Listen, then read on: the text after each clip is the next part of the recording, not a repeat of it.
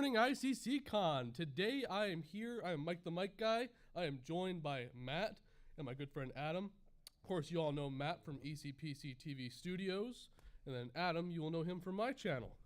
So today I wanted to talk about the Star Wars fan base, if you will. I know you have a lot of experience in that area. Yeah.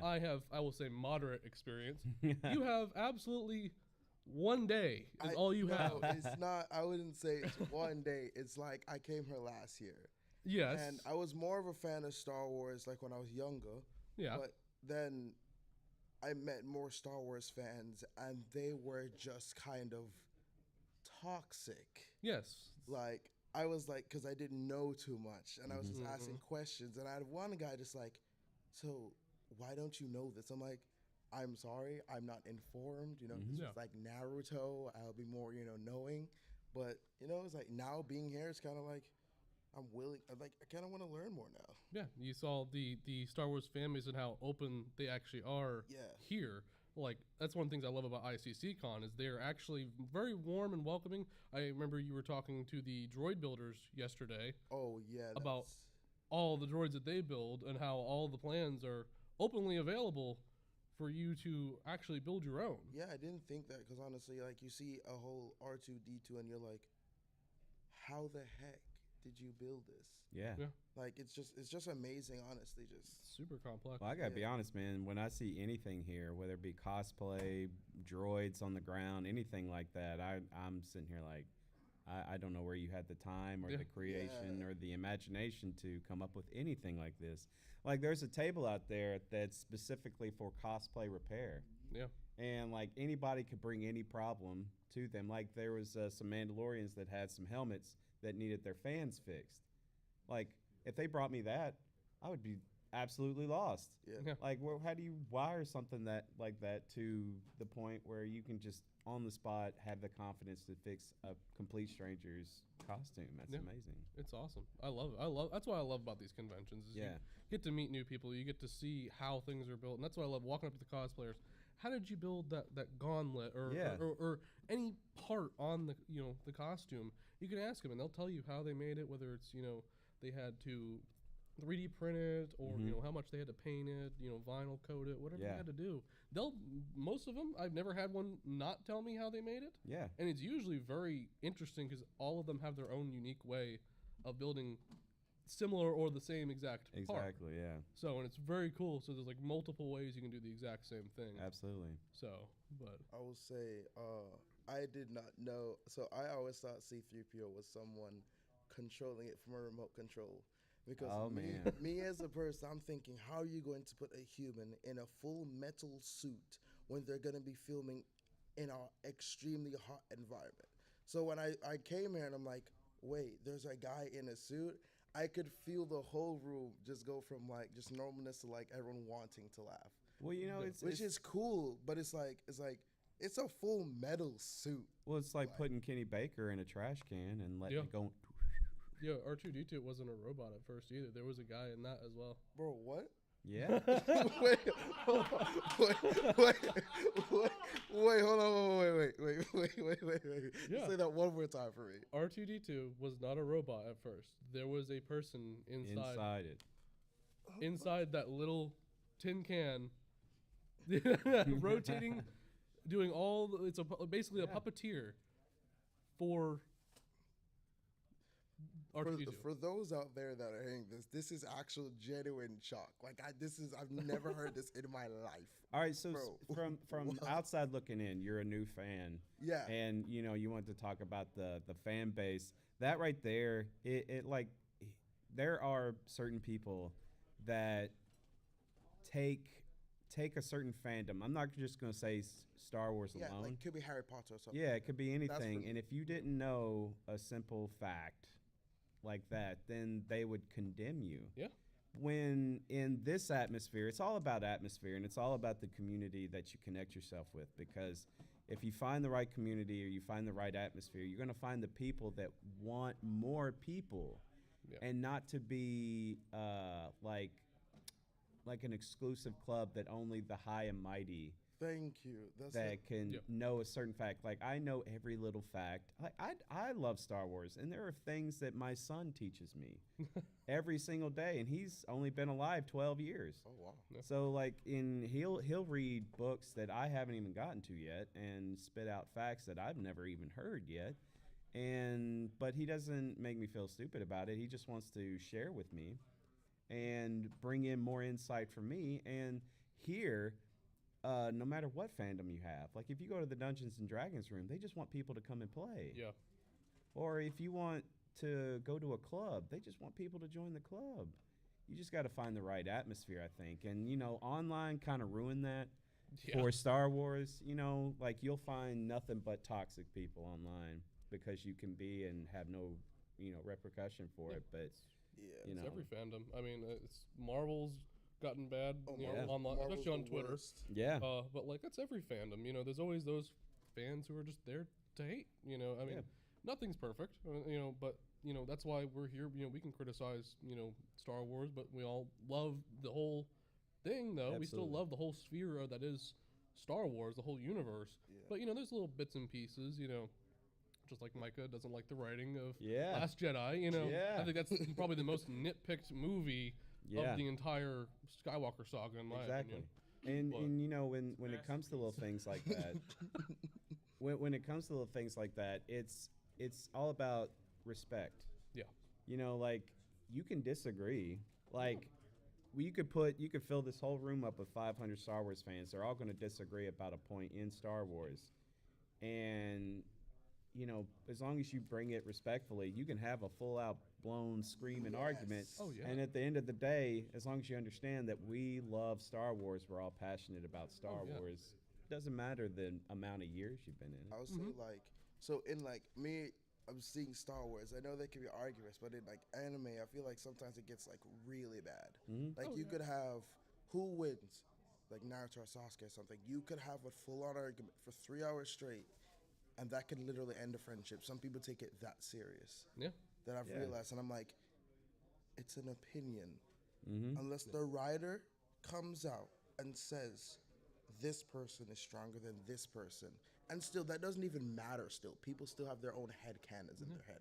Like, no, this happened to this. If you watch the anime, you watch this. Even it's like, dude, it's not that serious. It's not even, just watch it, enjoy it, and just be nice about it. See, I think that right there is a perfect example. I don't think it's the toxicity of the fandom. I think it's the toxicity of the person's relationship to the fandom. Yeah. Like, I hope I'm not stepping out of line by saying that, but when somebody makes a certain fandom their entire life, then you are messing with their life. You're not messing with the fandom. The fandom's still going to be there. And the fandom's going to change. But if you mess with their life, then that's where the toxicity comes out. Yeah, exactly. You can see that with sports a lot. Like, I watch a lot of sports, and it's like, I'm a huge Chelsea football fan, right? That's me. Yeah. That's like part of like, if you disrespect that, it's like, yo, we finna go at it. I'm not gonna end a friendship, but it's like, yeah. But I appreciate Star Wars, like as me being like an outsider looking in, because I would not consider myself a real Star Wars fan. I'm not there yet. Give me like 2 years, and then I'll be here, and then I'll be like, yeah. So I learned this, and I can say it.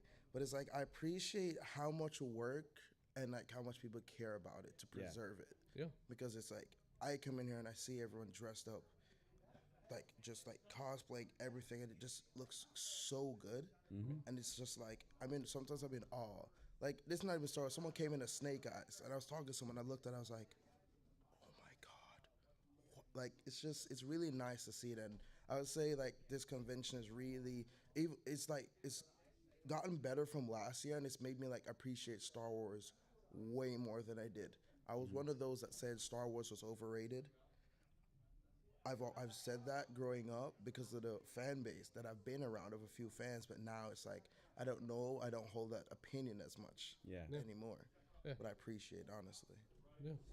It's a good fan base. I like this fan base, And I mean, they can get critical of certain parts of Star Wars, and and I've heard it, everything under the sun. But at the same time, everyone loves Star Wars, and as you were saying, preserving, Star Wars is one of the things that usually people get critical about, and I've heard it time and time again. And then, I was actually talking to someone about the new trilogy, and it was The Force Awakens. I love Force Awakens. Yes. That was, and people were like, oh, that was just a New Hope rewritten, in a different way.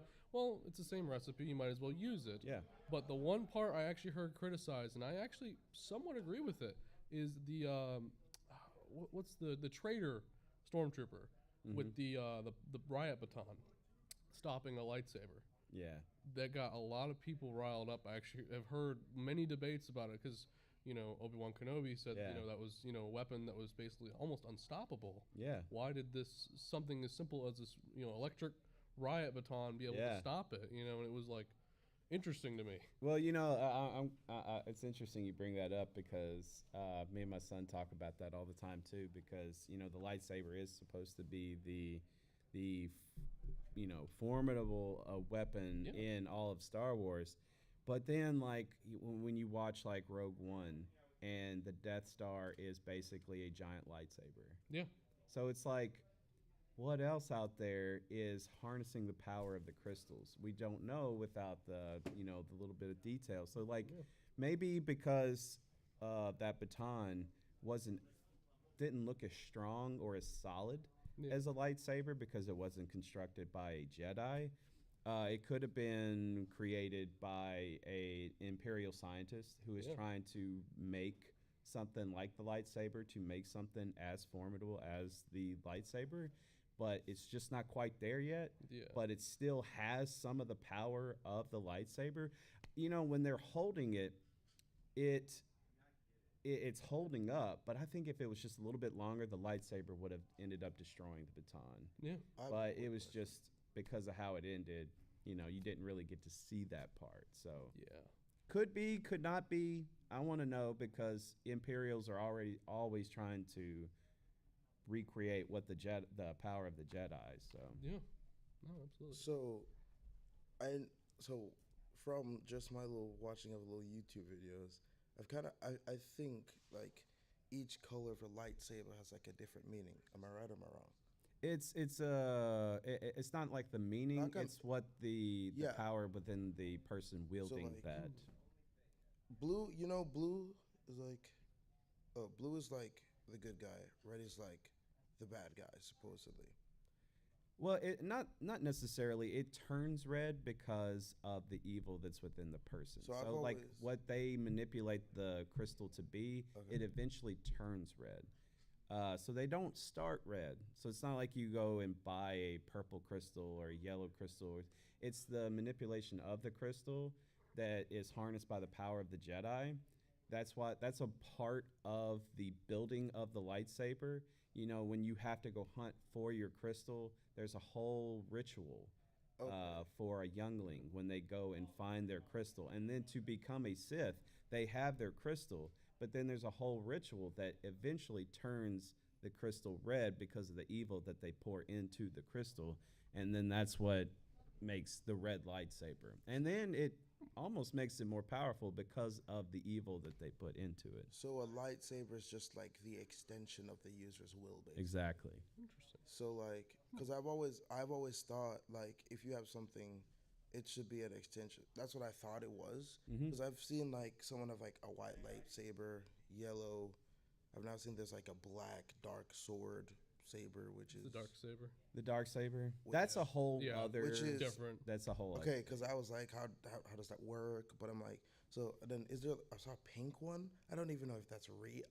I've seen so many different ones, and I'm so is there one for if you value knowledge overall? Is that one, or is it do you value your friendships, which the Jedi's don't? They don't. Do Jedi's even have friends? I mean, because that's a whole show in itself. Yeah. Because, it's the relationships that the Jedi are allowed to have within the Order when the Order exists. But it depends on if the Order is still existing or if we're outside of the Order being destroyed. That's a whole show in itself. But the colors, there's actually a book about it. I can't remember. Brian, do you remember it?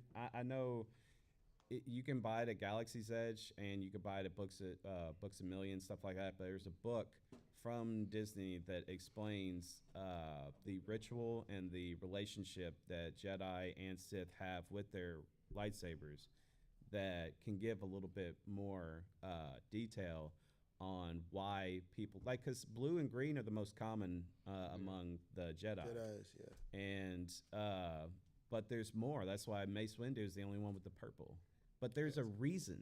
There's a reason behind it. And that book, man, I wish I'm trying too hard to think about it. You know, off camera, I think I'm gonna most likely get about 10 different books I'm gonna need to read because I'm most likely coming back next year, and I kind of want to be more informed. Like, I don't want to seem like how I am right now. Kind of be like, I want to understand half these conversations that are going on without looking at Mike like, so he said this. What does this mean? What does this mean? What does this? All right, so that right there, his willingness to me makes you a fan. Yeah. I don't think you have to have all the knowledge and all the whatever. Like you said earlier, you're like, give me 2 years, I'll be a fan. You wanting to know and your interest in knowing, to me, makes you a fan. I just like, it's just like, because I don't, like, for me as a person, I don't want to go into, I call this not my environment because I'm in his element. Like, if we went to an anime convention, that would be more of my element. Oh, yeah. And if anyone was like, oh, you don't do this, I'd be like, first of all, come argue with me. Don't step on my hands like that. Because it's like, I just want to learn, because Star Wars is, being here in America for like 11 years now, I've realized Star Wars is such a big thing. Oh, yeah. Like, I've heard people's ringtones as just certain songs from Star Wars. I'm like, and then I hear it, and it's like, there's certain things Star Wars that I just kind of love about it, but it's like, because if I love something, I want to know about it. Yeah. I don't want to stay ignorant to it. And then I also want to have conversations and argue online. So if I'm watching something, I want to be able to argue in the comments very nicely and not toxically, of course, because we don't do that here. But I just like it. Like, that's. Well, who knows, man? Maybe next year, by the time we talk again, you'll know more than I. All right, come on. I doubt that. Hey, my son, only 12 years old, knows more than me, man. But I still love Star Wars, and what got me in it wasn't, what's out there. There's kids out there that become Star Wars fans because of the toys. Yeah. Or because of the experience they had, and haven't even watched the movies yet. Yeah. And the movies just bring a whole other element to it. So, there's more to Star Wars than just the movies and books. So yeah. That Jedi is having, I was arguing with my friends. I said, there's no way Jedis can have friends because they're supposedly not supposed to have like connections. Attachments are bad. True. So I was like this. As humans, we're taught, be nice to people, form connections, relationships are important. Now, if you look at Star Wars, what everyone sees as the good guys literally says everything that goes against humans. Now, if you look at the Sith, while they're seen as the bad ones, they say, make connections with people, relationships are important, and stuff like that. So I argue with my friends, the Sith are actually more human than the Jedis are. Well, I hate to quote Attack of the Clones.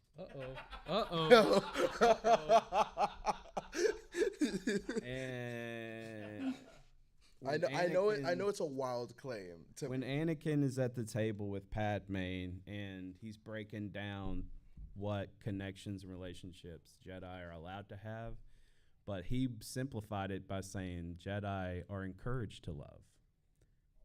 So you don't have to put a label on friendships and all that stuff. They don't have to say, they say, you're my best friend, let's go have a drink and all that. That's a connection. That's me bringing him in. That's making him closer than the Force or the Jedi Order and everything like that. But, you don't have to label it.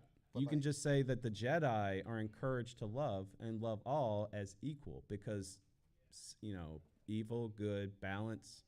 Yeah. So you can be a friend. I just can't say out loud, like, you're my best friend, let's go have a drink, or you're going to be a part of my life and all this stuff. Like, I can treat you as my friend just as I can treat this stranger as my friend. So it's all about the encouragement to love, but it's all about viewing what the Jedi are allowed and not allowed to have, because what's on paper can be brought into saying all relationships are the same. I just can't make one relationship better than the other.